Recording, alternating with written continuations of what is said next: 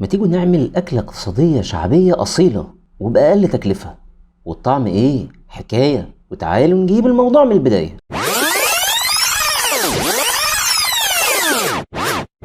أول حاجة هجهز الخضرة، وهي إن أنا هقطع بصلاية صغيرة مكعبات بالشكل ده، وهقطع حزمة كرات أو الخضرة اللي هي بنحطها على الفلافل. هجيب نص كيلو فول مدشوش وهنقعه قبل ما أعمل الفلافل ب 24 ساعة. هنزل عليه بالخضار اللي أنا قطعته كله وهبدأ أضربه في الكبة، ومعاهم 3 أو 4 فصوص توم. هضربهم على مرحلتين، أول مرحلة هتبقى خشنة شوية، وتاني مرحلة هبدأ أحط التوابل وأبدأ أنعم. لما خلصت أول مرحلة هنزل عليهم ملح وفلفل أسود وكمون وشوية بهارات صغيرين خالص وكزبرة ناشفة، وهرجع أضربهم تاني في الكبة. في المرحلة التانية ممكن أزود شوية مية صغيرين علشان تبقى ناعمة معايا. بس كده نبدأ بقى نسخن الزيت وننزل بالفلافل. ممكن نحشيها بقى حشو حراق أو ممكن نحشيها جبنة، الحشو اللي احنا عايزينه. هناكل أطعم فلافل.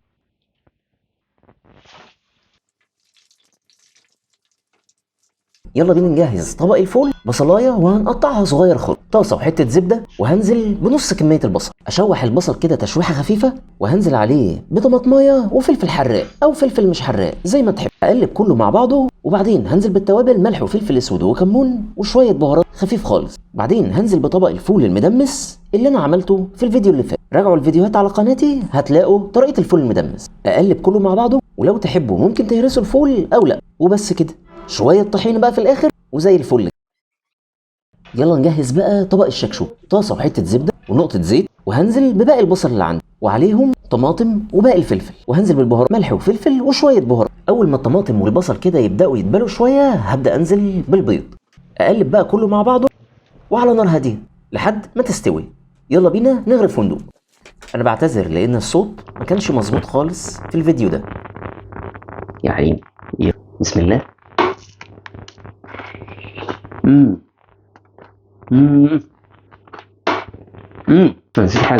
نسيت حاجة ده اللي كان ناقص.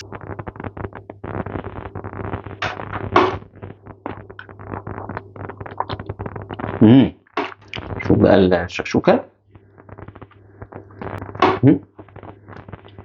ما تنسوش تعملوا لايك وشير وتمنشنوا لحبايبكم اللي هتأكلوهم الأكلة دي.